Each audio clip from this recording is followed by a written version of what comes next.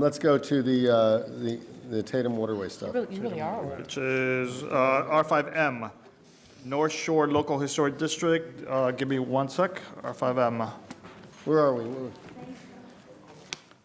So R5M? R5M is an ordinance of the Mayor and City Commission of the City of Miami Beach, Florida, amending the land development regulations of the Miami Beach City Code, amending Section 118-593, Historic Preservation Designation, amending Section 118-593E, delineation and zoning map, amending Section 118-593E2 Historic Preservation District by expanding the boundaries of the North Shore Historic District to add the North Shore Historic District, Tatum Waterway expansion, generally bounded by 77th Street on the south, Hawthorne Avenue and Crespi Boulevard on the west, 87th Street on the north, and Tatum Waterway Drive and Byron Avenue on the east, as more particularly described herein, providing that the city's zoning map shall be amended to include the North Shore Historic District, Tatum Waterway expansion, adopting the designation report attached here to as Appendix A, providing for inclusion in the land development regulations of the city code, repealer, severability, and effective date. This is a second reading public hearing. The item requires a 5/7 vote.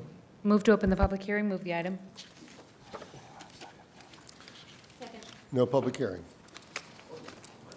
So R5M was moved by I want to just Commissioner make sure, Alaman. is there a public hearing on this?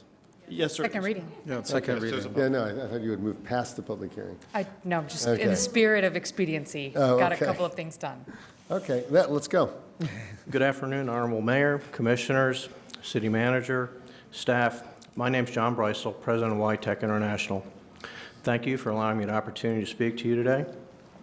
As I've spoken to you before, you may recall we own and operate Grand Beach Apartment Complex, which consists of 22 buildings, 182 apartment units along Tatum Waterway Drive.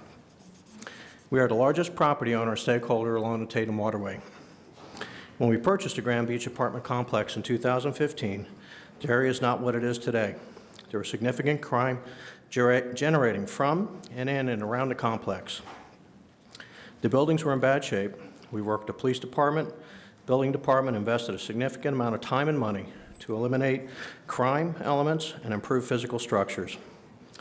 Anyone who's been paying attention knows that the results speak for themselves. The Grand Beach Apartments are now a great place for families to live. As you know, the Tatum Waterway is ground zero for sea level rise in Miami Beach. There's consistent sunny day flooding along the waterway, which negatively impacts both the public perception of the neighborhood as well as the physical structures themselves. In addition, our residents contend with flood conditions on a regular basis. Our residents walk in ankle to knee-high water to access their units from their vehicles and vice versa. Unfortunately, it appears that you have not properly studied the impacts this legislation may have from economic and resiliency perspectives. This will be described in more detail by our attorney, Neeson Casson. If you historically designate the waterway without first studying the potential economic and resiliency impacts of such a designation, you risk significantly harming both property owners and residents. We understand that there's been some sort of political behind-the-curtain compromise which led to this proposed legislation at the expense of the Tatum Waterway stakeholders. We were not part of that compromise. In fact, we are the largest property owner along the waterway. We did not hear from the preservation community until after the first reading, when we indicated that we had concerns with the legislation. We have not been part of these conversations. Regardless of any past political quote, end quote, deal, the facts are clear. The waterway is flooding, and the historic designation may exacerbate the effects of that flooding and effectively paralyze property owners' ability to address that flooding. We urge you to do the right thing and properly study the Tatum Waterway from both economic and resiliency perspective, as required by your own code, prior to enacting the legislation. Otherwise, you risk not only alienating stakeholders and constituents, but you're also turning your back on your own noble sea rise and climate change initiatives. Thank you. Thank you very much. Any other members of the public would like to be heard?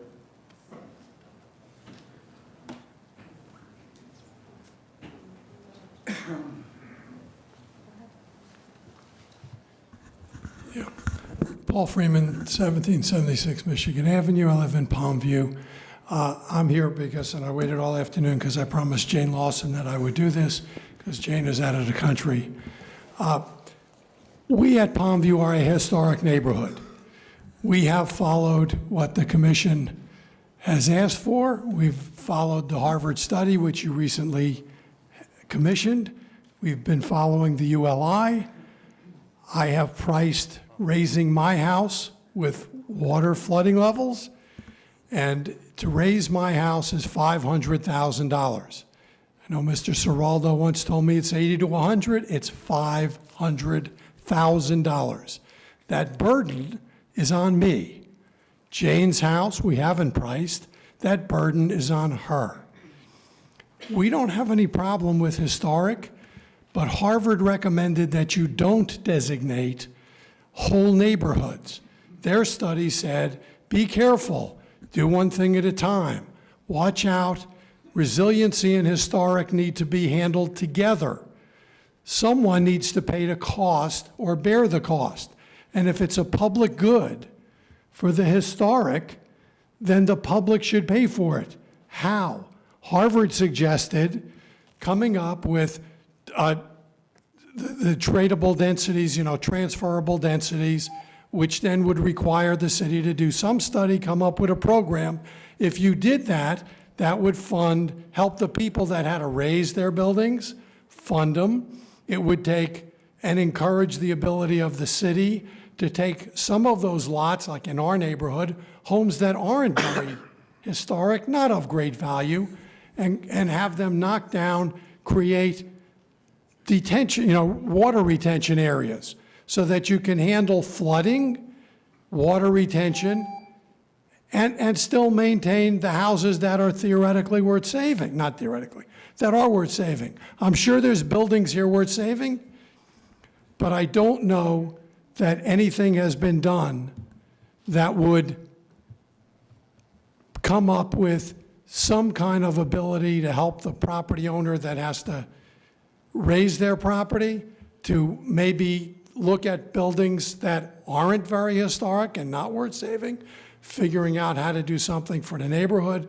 We have that problem in our neighborhood. We don't know a lot about the Tatum Waterway, but we think that it's time for the city, especially after the Harvard study and the ULI recommendations, to look into this, come up with a study, maybe do some kind of moratorium before you designate a whole area as historic again. Thank you. Thank you. Hi, Daniel Seraldo, Miami Design Preservation League. We are in support of the Tatum Waterway, and I'm excited I might not have to come to as many commission meetings after this. Just kidding. This is an extremely important issue, the future of Miami Beach, and I do believe that the community, MDPL, MBU, has come together and has started really focusing on how do we extend the life of our city? How do we look towards solutions? We had our second annual resiliency workshop. I know Commissioner Samuelian came, and a lot of good ideas are coming, and we need the time to really focus on what do we do. I know in other neighborhoods the idea is just they're not historic, let's knock down the houses, build new houses. But we see kind of the impacts of that, the socioeconomic impacts, how the neighborhood changes as well. All that we're trying to do is designate the areas of importance within the city and say that we will commit to the vibrancy of those areas. We've done it in the other districts, and we will do it with Tatum Waterway. I had the opportunity to meet with one of the owners of YTech.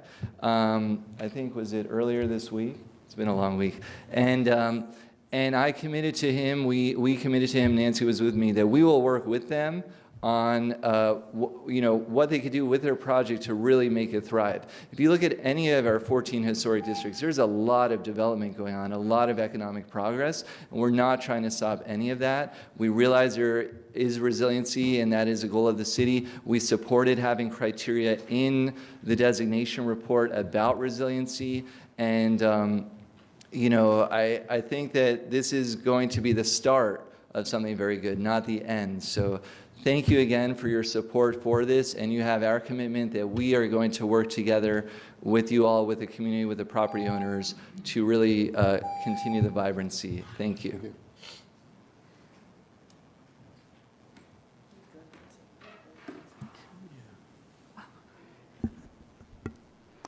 Good evening. I have been up here so many times talking about this. I don't know exactly how much more we can tell you about what is meaningful in why we're trying to do this, and especially Tatum Waterway, which all of you supported. I mean, it should be a known factor. But in going to the meeting with the owner of the YTech buildings, we asked them what would their vision be. If we could understand what the vision was, why do we have to get rid of the historic buildings? What is coming in its place? They could not answer that question. I believe that some people come into this city, buy property, and either don't know or don't want to know about the fact that we have historic districts here. Historic districts that have made this city a fantastic place to live and be. When you drive into this city, you see it's beautiful. When you look at the next door neighbors that are not in historic districts, they're just a bunch of high-rises. If we don't stand here together and protect historic properties, we will look like them in the future. So I urge you, this is the last time we're going to have to discuss this. But we will be back. We will be back to talk about what we can do to help the owners do something significant and creative, rather than only think about demolishing. The owner of YTech thinks that his properties are the worst flooded properties in the city. I doubt that.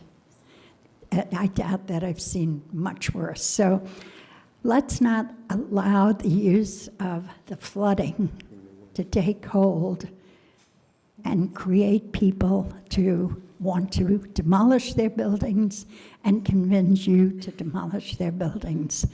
I don't know why the owners didn't know about the historic preservation of Tatum Waterway. I believe perhaps their lawyers slipped up in telling them what it was. We've been at this for 2.5 years. I don't think there's many people in this city who do not know about the preservation ethic, the compromise that we did with every good intention to help make this work. So, Thank you. can I applaud you before I sit down? No.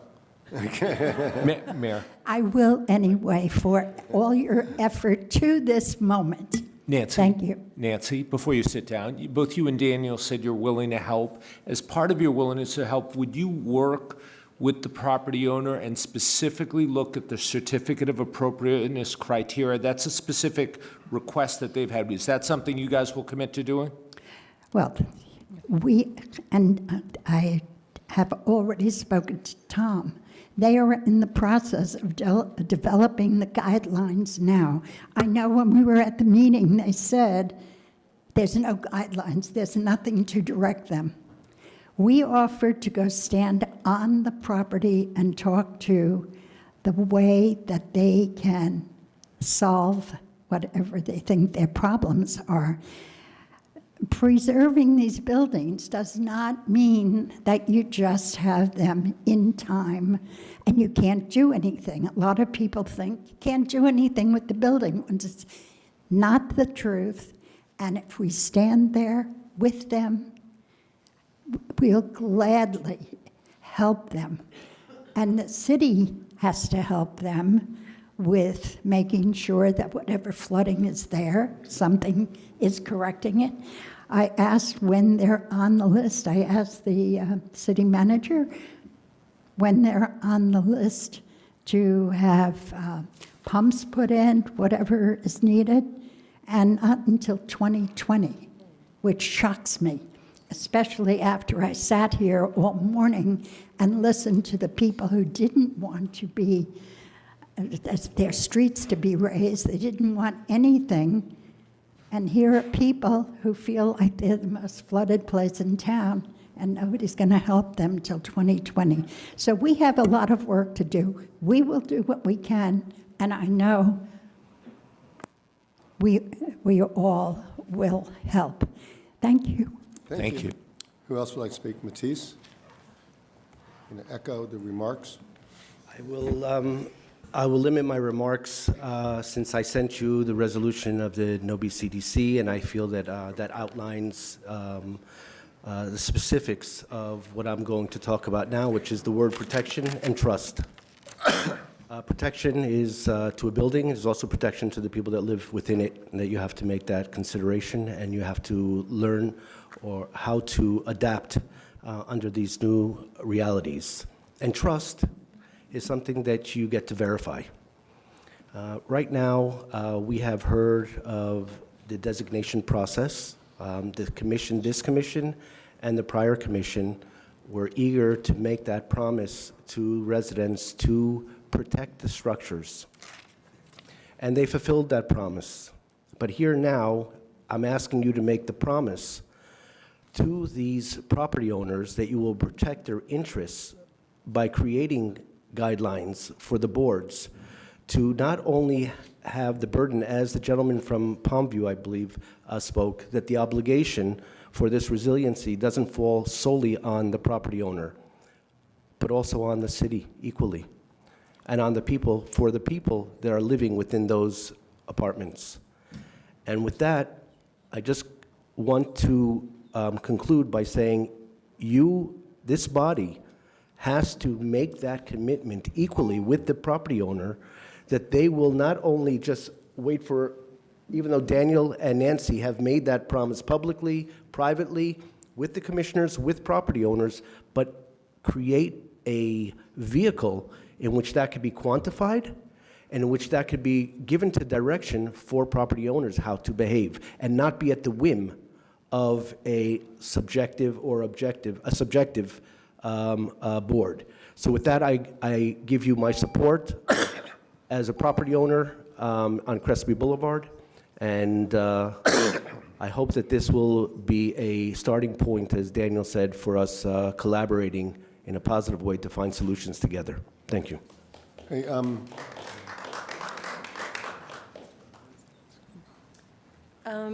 Okay, Glenda Phipps, 95 South Shore Drive. I sent you an email, so I won't go over that. But I do want to just quickly say that we have to remember that we're talking about the Tatum Waterway and resiliency and sea level and all those things, and I think we've been talking about it for years.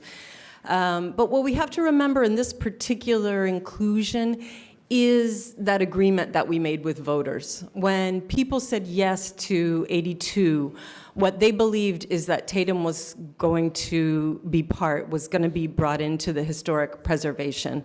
And that were hard conversations in our neighborhood, and we went around supporting the FAR increase with the idea that, yes, we're going to do that in town center, but this is what we're going to do with the compromise. Those were very, very difficult things to do. We have many other issues that the city needs to deal with that are going to be based in trust. We've got the bond issue coming up. We need to see that when we do things like that, when we make those agreements, everyone follows through on them. So please support Tatum inclusion. Thank you. anyone else from the public?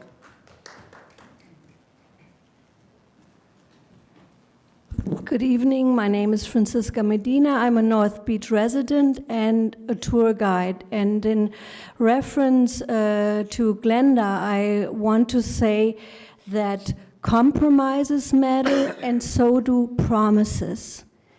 We all know the historic Tatum Waterway should not have been excluded from the North Shore Local Historic District in the first place. Following many meetings during the charrette, we agreed and we were subsequently promised for it to be included as an integral part of the North Beach Master Plan. We all made a compromise for a FAR increase in exchange for historic preservation in North Beach. Developers and lobbyists come and go. The majority is not invested in our neighborhoods, and your constituents are, and I think that's very important. Please express your support today by keeping your promise. Please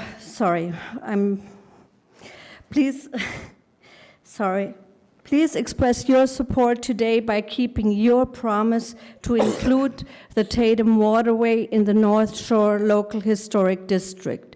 The North Beach Master Plan would be made whole again by the inclusion of the Tatum Waterway. We have kept our promise, some with a heavy heart, by voting for the FAR increase in exchange for historic preservation and inclusion of the Tatum Waterway. Now is the time when you have to show us by following through with the promise and support the collaborative and balanced vision of the North Beach Master Plan. Thank you. Thank you. Anyone else?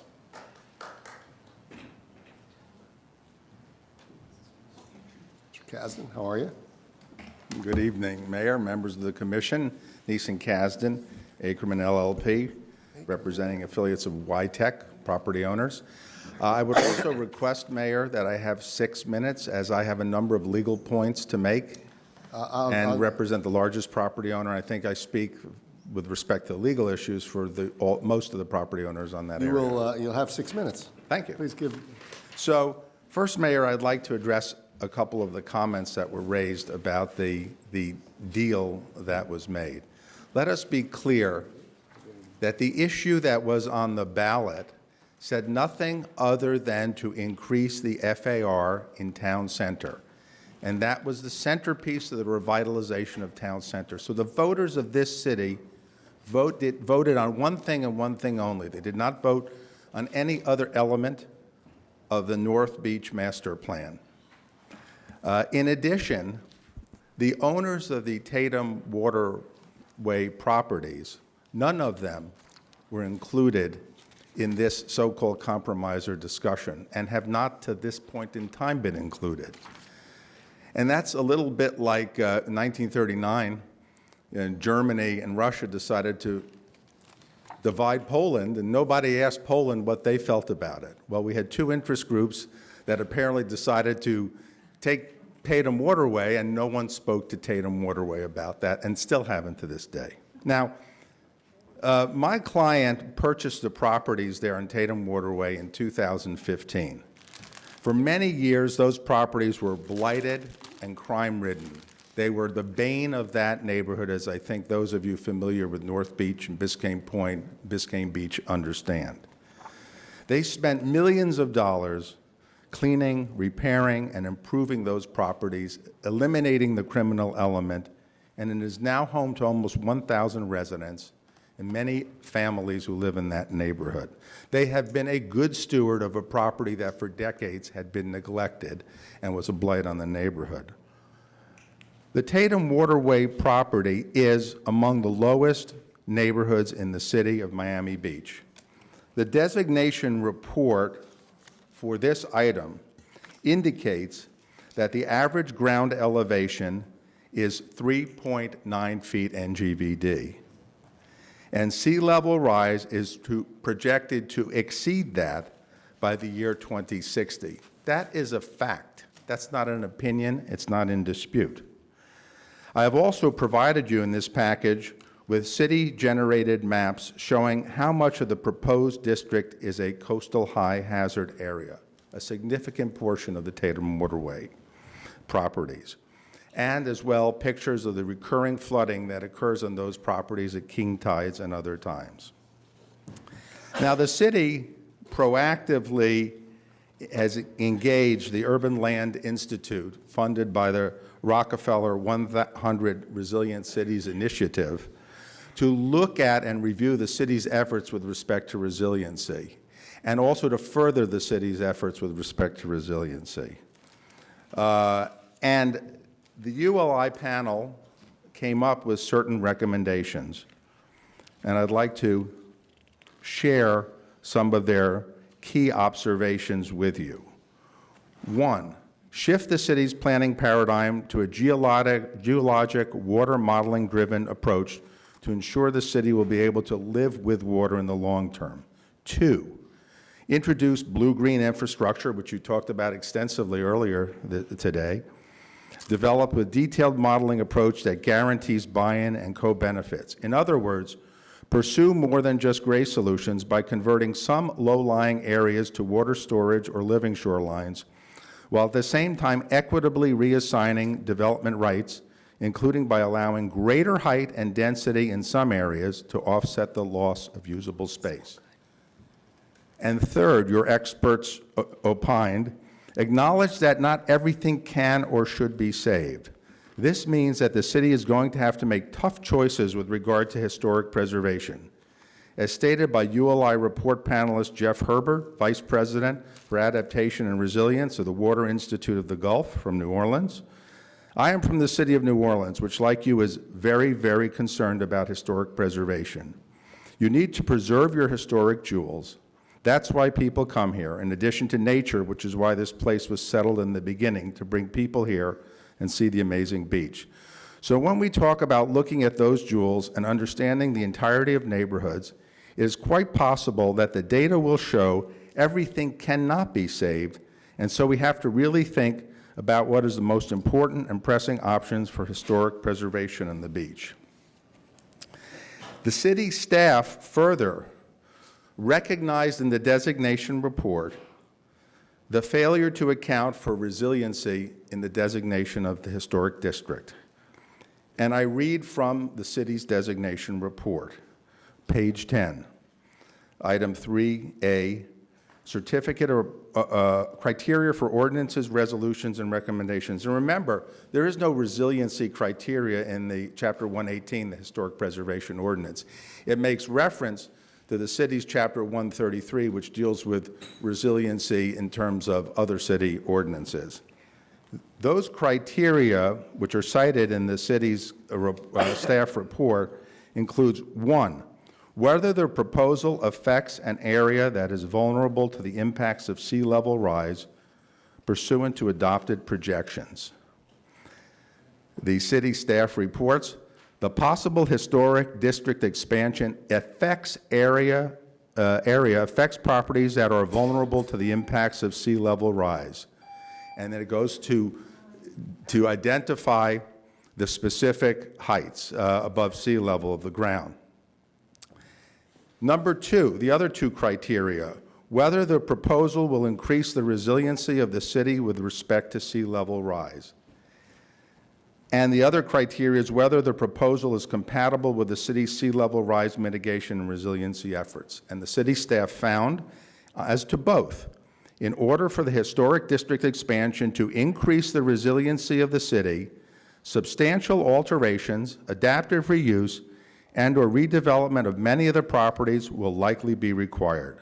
A suitable level of flexibility will be necessary in reviewing applications for certificates of appropriateness for alterations, demolition, and additions to existing buildings, and new construction in order for the properties to meet current and future building codes and the city's resiliency criteria. In other words, what is before you now has failed to meet any of the criteria of resiliency that the city has set forth. You almost done these?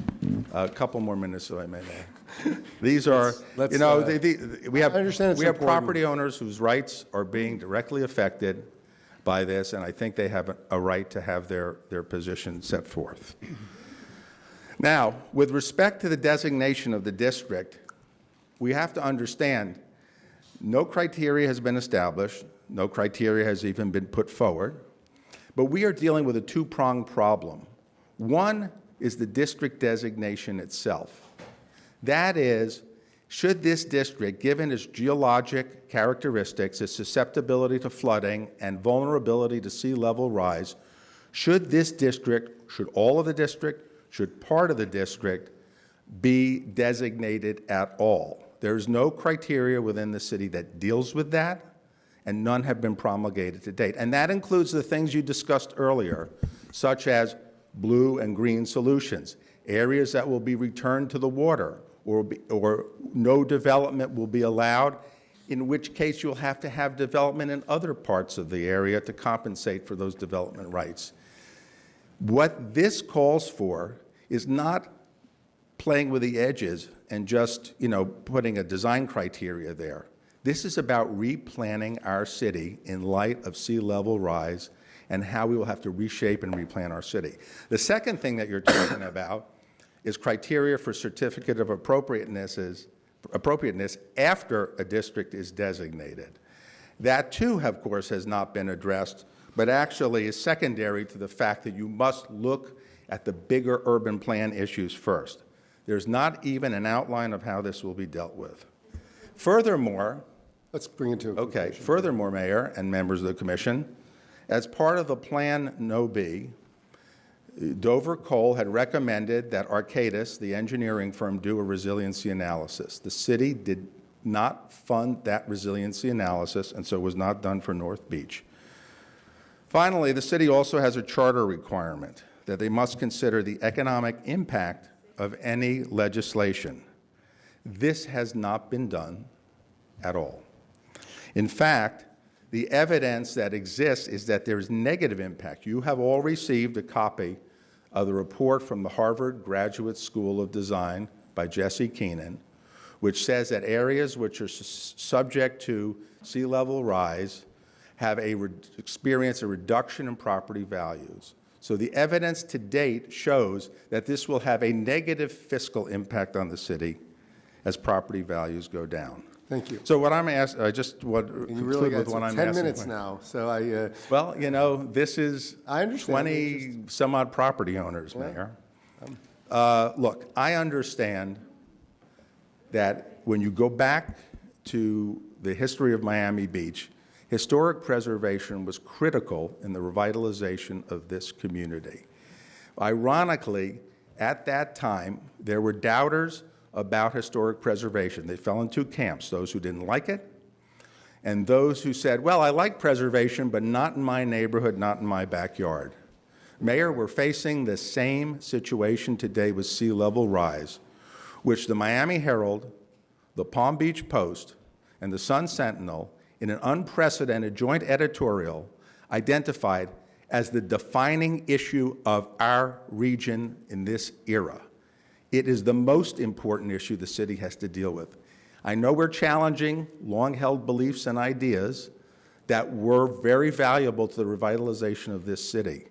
But now is the time for leadership to recognize that the new facts and the undisputable science calls for a different way of viewing and analyzing urban planning for this and other neighborhoods. And so we ask that you defer action on the designation until such time as proper analysis can be done, as any analysis can be done, on which areas should be designated, how the areas have to be replanned, and the criteria and guidelines. Thank you. Okay, thank you. Kirk, I'll give you 2 minutes at the most. This was 7-0 on first, listen. This was, you spoke already on it. This was 7-0 on first reading. So you all want to continue to debate, that's fine, but it was 7-0 on first reading. I mean, we can do this for a long time. I'll just do my best. I'll do my best. Just do it quickly. Really I mean, look, I think you know where this is going, so if you want to... I do. I mean, first of all, in terms of the vote referendum, there was a resolution that this commission passed supporting the Tatum Waterway, and that did lead into the campaigns for the voter referendum. But what I want to go back to, because it's really disturbing to me, on December 5th, 2016, which is the day the Tatum Waterway was first removed from its designation, the city produced this map. And I'm not sure if it's the same map that you're looking at, but on this map, there are 105 buildings along the Tatum Waterway. 65 of those buildings are contributing buildings. 16 of those buildings were flagged here as being below 3.7 feet elevation, which was the intended raising of the roads. But I would want to point out on this map, of those 16, only 5 of those are contributing buildings. And of those 5, mine is actually one of those 5. And I brought my elevation certificate, which is actually 5.64 is the elevation of my building. And the only point, I mean, obviously I want, my neighborhood has taken a beating over 3 years with this discussion at a time where I really want my neighborhood to be promoted. It's a fantastic place. We all have issues with sea level rise. But I think, you know, we've all signed on to show leadership with sea level rise, not only on Tatum Waterway. We know what we're dealing with. We live with the water, but all of Miami Beach. And I think building confidence with the community, that's number one, you know, for all of us in terms of showing real leadership. And, you know, I also want to point out, just because I hear a lot of this, that the historic designation forbids demolition. And I would like to point out, you know, for the HPB a couple of months ago, it wasn't a happy occasion, but there was an August Geiger structure on North Bay Road that was at a bad elevation, structurally determined that it could not withstand being lifted, and unanimously, with staff's recommendation, with MDPL's endorsement, and with the unanimous approval of the HP board, we couldn't save the building. We had to go for other alternatives. The point being is that we are all trying to work together to take a reasonable approach, and I don't think that, you know, the hysteria, yes, we have 3 areas where the seawalls are low. Yes, some buildings are lower than others. Across the entire city, including Tatum Waterway, I think the point here is that we do have challenges. And I know that the HP board, from my perspective, has taken a step forward to deal with these challenges. And we all have as a community. And I think this is really part of this. If you refuse to even acknowledge the issue and where you want to get to, which is resilience and preservation working together, I mean, you have to start somewhere. And this is the place to start. Thank you.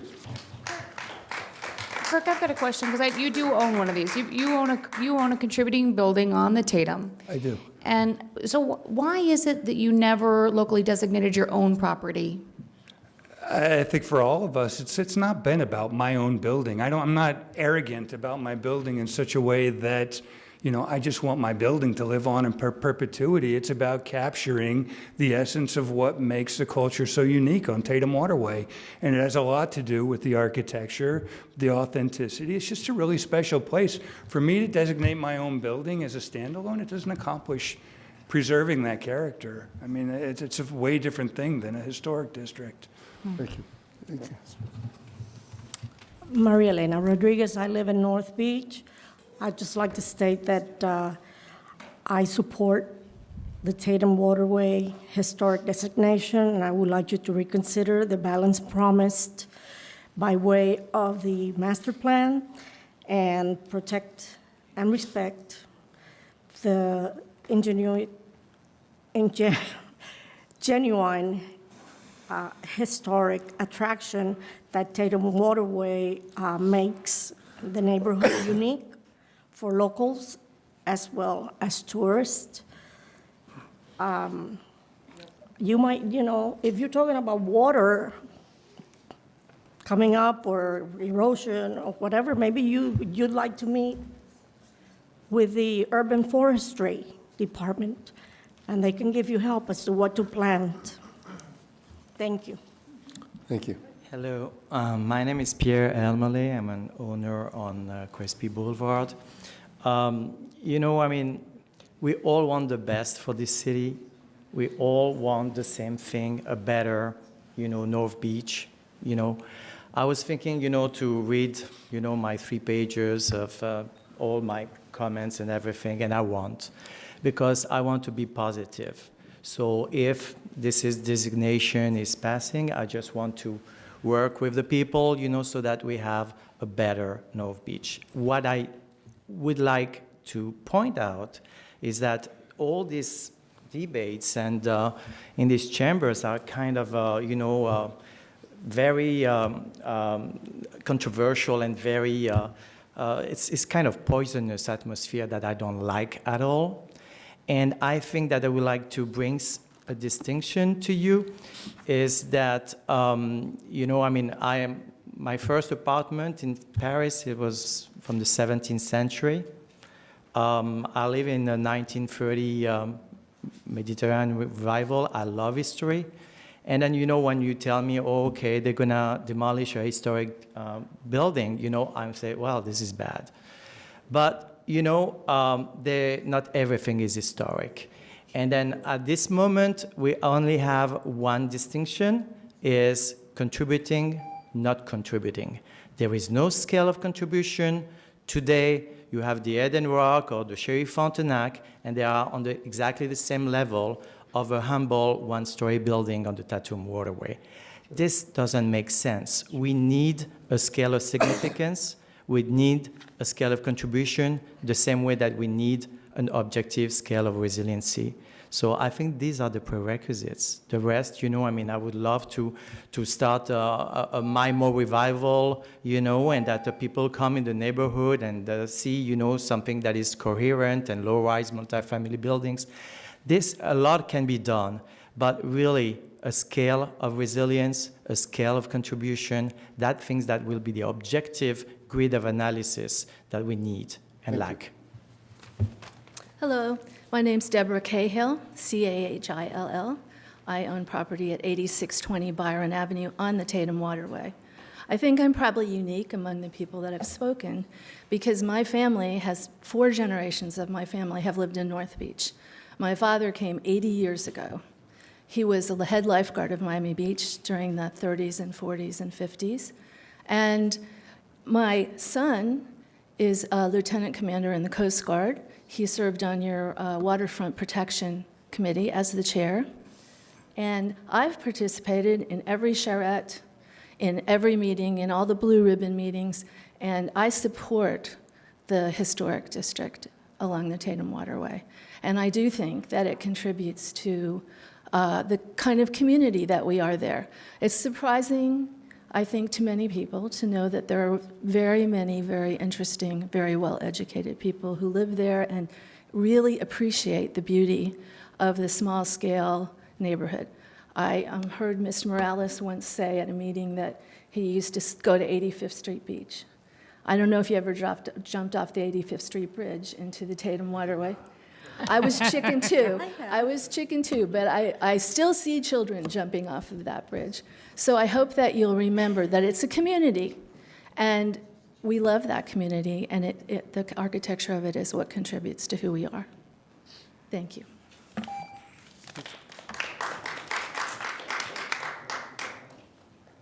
Paula King, 8011 Crespi Boulevard, resident of North Beach, 22 years. I just want to address the fact that a historic district, if it is declared, I'm praying and hoping that all of you will declare that, does not make every building sacred.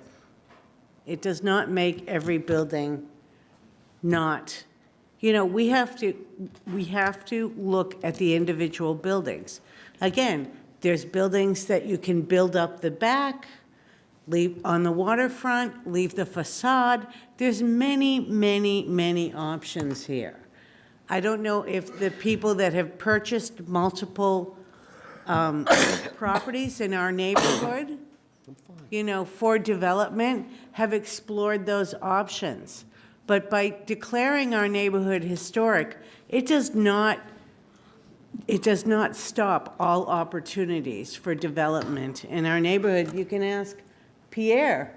He just built a building in our neighborhood, you know, and he built a is it 5 or 6? Oh, no. It's a long story, but it's a 5-story building.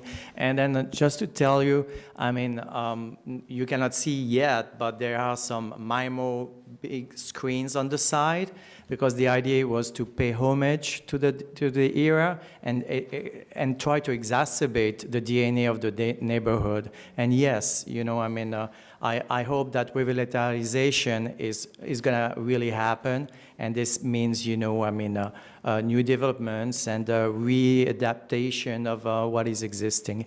Actually, you know, I thought that the conservation district was amazing, and we have this ordinance only 1 month ago, and I would like to have it tasted over the next years. But again, I would like to see it be historic, and we'd develop a new criteria for what is historic, what is not historic, et cetera. I think that the promise has been made, you know, and I think that it has to happen. Thank you. you very much. Okay, anyone else? Yes. Yes, I'm sorry, it might take me my allotted time to get up. We won't start it. I had an accident before getting here, but I thought this was very important. So I wanted to come before I go to the ER to check my knee. Wow. Thank you. Anyway, hello everyone, and thank you for listening to us. I know I'm a resident of North Beach, and I have been since 1989. Your name, But please? I did move into. What's your name? I'm sorry. My name is Esther Guerra. I'm at Ms. Guerra. 7945 Crespi. I'm actually a single-family home, one of the few. And I think I've met you. You came to my door, and I voted for you. I think you are wonderful. Everybody's And I entitled. voted for Ms. Solomon, and I voted for this mayor. And I think I voted Thank you for getting you. that out of the way. Well, let's I just want to say I voted for you because I think you believed in our neighborhood, and I know it's very special. I'm going to make it as quick as possible because I said it took me a while to get up here. Then I need to go to the ER. But we have a very special neighborhood. It's a community. It's very beautiful. It just needs a little bit of work. And the crime actually has been taken care of by the residents, because when I first moved in there, we had a dump in front of our neighborhood, which the bus stop would stop there, and they would literally fall. And I saw a child on a skateboard almost kill himself. We and my neighbor next door took care of that. We brought it to the board, we brought it to the mayor, and it doesn't happen anymore. And now the place is very beautiful. It actually is getting better and better and better. And that's because the actual residents of that neighborhood are taking care of it. I understand that we do have some as Pierre says, but it's taking such a long time for those buildings to revitalize. But we will get there. But we want to refurbish that area. We wanted to make it sort of like a deco, keep it as a MIMO. It's a very beautiful. And I want to keep the integrity of the architecture. It's one of the reasons why I live there and I did not move. Thank you very much for listening to me, and I hope to see you without a cast. Good luck. Get better. Good luck. Thank you. I just wanted to add one quick thing. In my opinion, historic significance does not relate into the size of a building. While I'm very fond of the Sherry Frontenac, the Deauville, and the Fontainebleau, and so on, the magic of the North Shore Historic District is the big concentration of MIMO buildings, and that includes the Tatum Waterway. Whenever I have architects, film crews, and so on that I take through the neighborhood, they are amazed, and that's something to be recognized and to be valued as it is by us residents. Thank you. Okay. We're going to close the public hearing. Thank you all. You want to speak? Come on. Got to get up. Let us know. Christina Labazetta, 301 Ocean Drive. I want to speak about the value and the charm of the historic neighborhoods. When I first moved here, they were talking about bulldozing South Beach and, turning into, I don't know what, high rises and some canals they were going to build. And if that were done, we wouldn't be the unique place that we are. Instead, there was the Miami Design Preservation League and other groups that worked hard to preserve the architecture here. And what happens in a historic district, the values go up significantly. It creates a sense of place. People want to visit. My industry, I work in the film and print industry. They want to shoot in these kind of places because they're so visually interesting. As a matter of fact, I was working on Ballers after it left, and they wanted us to shoot background plates for them to make it look like Miami, even though they went back to LA. And they specifically picked out that neighborhood, Tatum Waterway on Crespi Drive Road. I forgot what it's called. Anyway, and that's where they they ended up shooting important shots for the show that showed the personality of Miami. So I urge you to vote on this. Yes, some things need to be worked out with resilience, but you don't want to throw away the baby with the bathwater on this one. Thank you. Okay, thank you. Okay, we're going to close the public hearing. Tom, I have a question for you. And I appreciate everybody's the way everybody's conducted themselves. What is this? You know, I believe, and I'm the newest member of this commission. Well, Mark, I guess you are as well.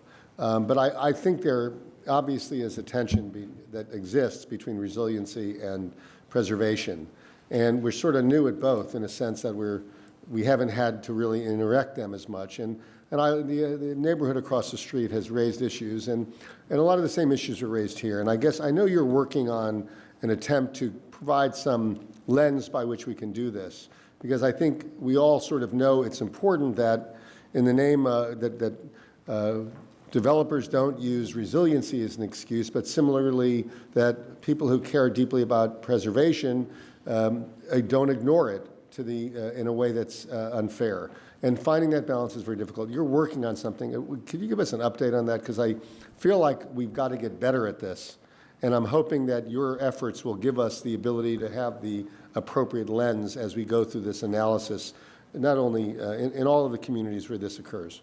Sure.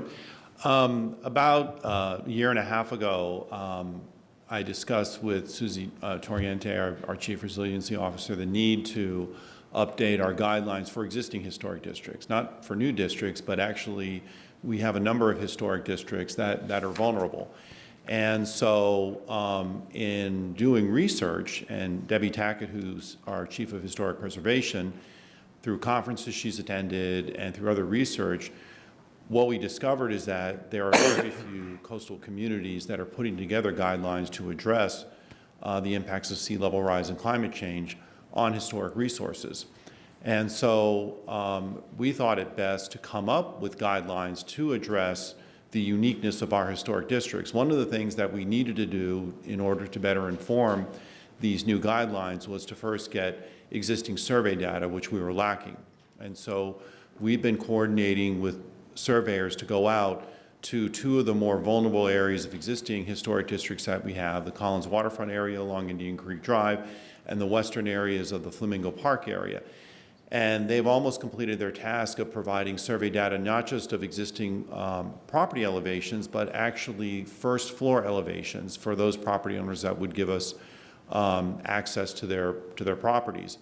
The commission did budget a firm which was chosen last year, Shulman Associates, to begin to put together these historic district guidelines, and we had a kickoff this week. With the survey data, they're going to begin their work in earnest. They have partnered with a number of different firms that have experience in sea level rise and sea level rise engineering in historic districts. And so over the summer and into the fall, we're going to be putting together those comprehensive set of guidelines that we think will be able to translate into other historic districts. Now, the only thing I would say is that just like we're informing the districts that we're doing now, Flamingo Park and Collins Waterfront, we think it would also be a good idea to get the same type of survey data for the other more vulnerable historic districts, Tatum Waterway included. So that's one of the asks that we'll probably have during this year's budget, is to get that same survey data so those district guidelines can be specific and as informed. Thank you very much. I mean, members, I think this is very important. A lot of you have been dealing with this issue before I became mayor, but I think it's becoming a real challenge to figure out. And I don't like the debate where it's one side versus the other. I'm going to support this today, not because of your agreement. I wasn't party to your agreement. I'm going to support it because there's utility in the designation. That said, I really do want us to be able to have that discussion. I don't like the sides competing like they're opposed to one another. I think this ought to be much more collaborative. And honestly, I feel like there are growing pains with this, but I think we need to get past them. And I'm hoping your efforts will inform us and allow us to mature into sort of a thoughtful approach to all of these thorny issues. But that said, I'm sorry to take your time, members. Can we are going to vote on this, and it's a roll call vote, requires 5/7 vote. Does anybody want to be heard? I do. Okay, well, let's go. Aliman, then Kristen Rosengonzalez. She can go first, Kristen, it's fine. you can go first. Today is the realization of a great compromise. I would like to congratulate Daniel, Kirk, all of you who are here today. There had not been a density increase in the city of Miami Beach since 1990, when everything had been reduced. And this great compromise for the FAR was very interesting. You know, they ran a campaign for you. I saw Daniel, every time you shared a status, I kind of winced, you know, for a better North Beach, but I know that you believed in this compromise. To the man from the president of YTAC, I'm so sorry that your attorney, Neeson Kasdan, did not inform you of this compromise, because I think it was common knowledge and everybody knew about it. So the fact that you were not party to it, I apologize. And I was not involved at all. This really was an effort of preservation and development working together for the first time. Pierre, it was so nice for you to come up today and just cast aside any negativity and say that we're going to work together. And what I can see is throughout the historic districts, for example, I just saw a CVS being built, and it was built at a higher elevation. I guess whatever the structure was that was there was no longer useful.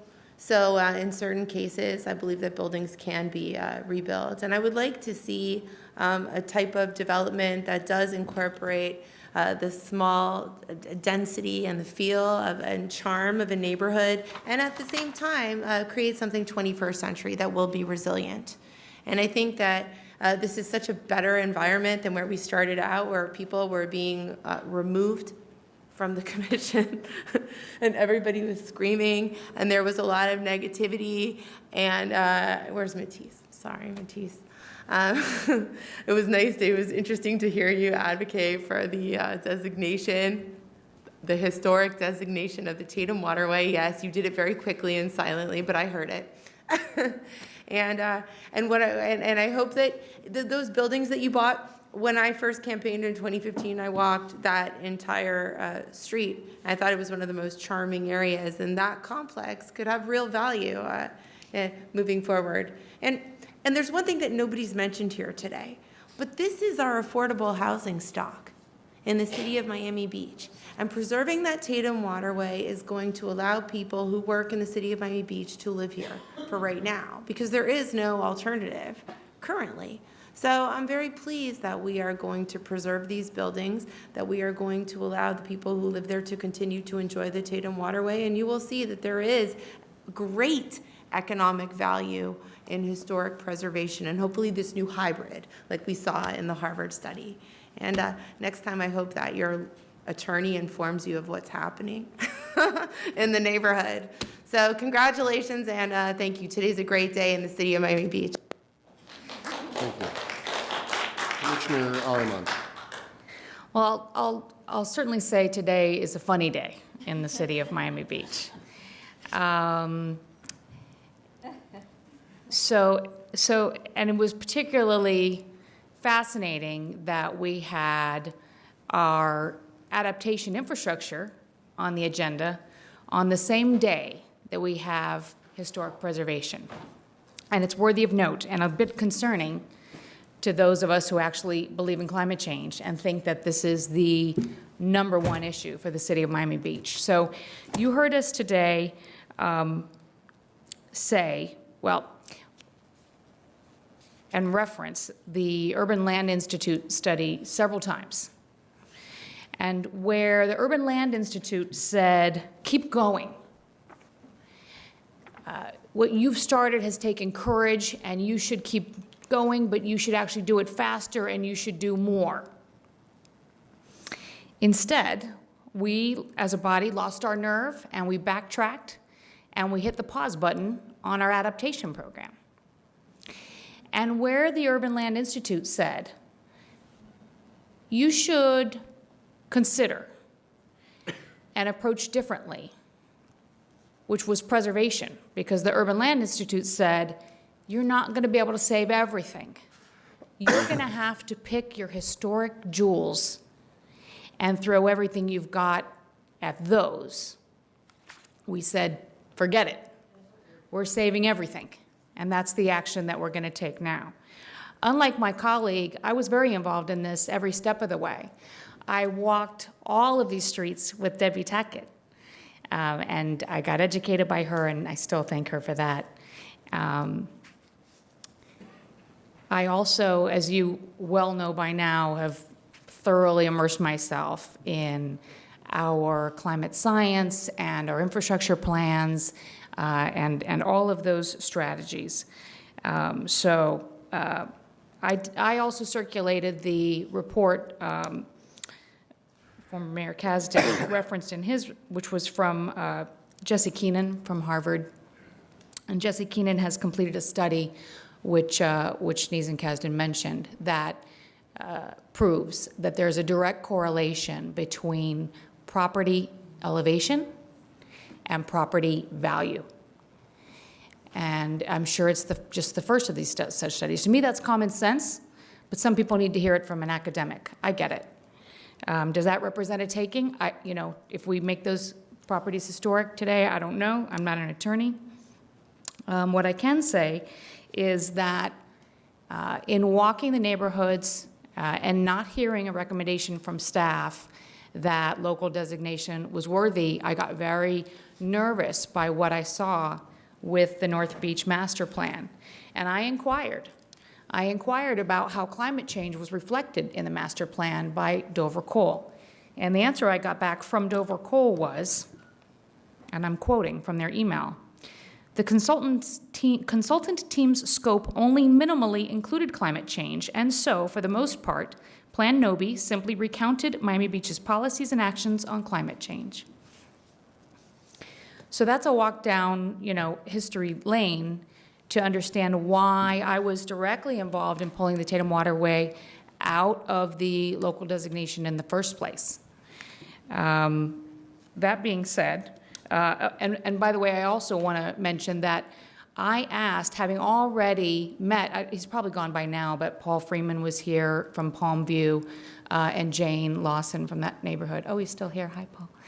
I had, having attended practically all of the North Beach Steering Committee meetings as they were deliberating the master plan, I asked 4 of the members of the steering committee to reach out to Paul and Jane, because I had already walked to the Palmview neighborhood with them and gotten a direct communication as to the issues and challenges that they were facing as a locally designated neighborhood. And, they wanted out of it. And so I asked the steering committee to please meet with them and understand those issues neighbor to neighbor. And that didn't happen, and that was disappointing.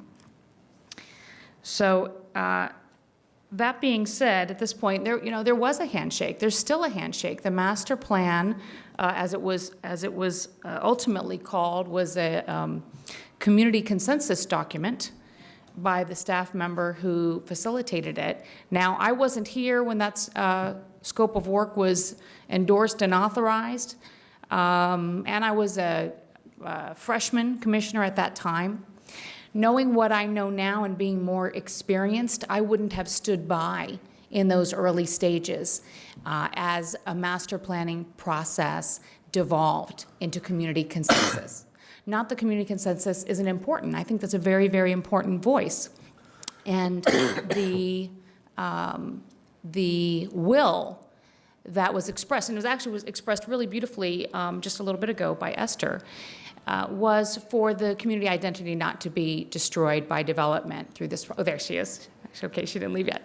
That was beautifully expressed and consistent with, with what I've learned from the neighbors there, is that what's important is the people and their identity of their community, and that not be destroyed.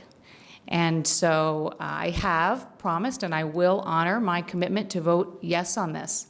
But I never promised to do it without expressing my deep consternation. And so that is exactly what I'm doing. I will say also, there's a few things that I've sponsored that are not necessarily all done. I was the original referral on the Silver Jackets program. That's what's, at this point, leading to the City of Miami Beach preservation guidelines actions that are underway, which I'm very happy about. I have added sea level rise criteria to all of our land use boards so that when they consider individual projects, they'll have those criteria to consider and evaluate, which I think is important. And should a building within the historic districts that we're creating end up needing to be demolished, I was the sponsor, which I was lucky to be, of the NCD, the Conservation District, which describes the new construction and how it must be consistent to not, really to deliver on that promise, to not destroy the integrity of the neighborhoods. So I think we're definitely putting a big burden on the Historic Preservation Board through this action, because we've talked about it, we've got the photos, Neeson brought it to us again. We know that the canal waters regularly flow over the seawall, across the properties, and all the way into the public right-of-way, which means that the foundations of these structures are sitting in water right now. We know that. It is some of the lowest lying property in North Beach. We know that.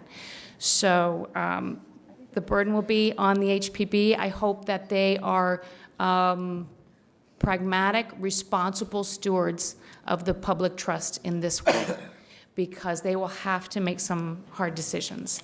And, if they're not able to do that, I know that future commissions will be obligated to replace impractical members of that board as conditions get more and more severe, which of course we know they will.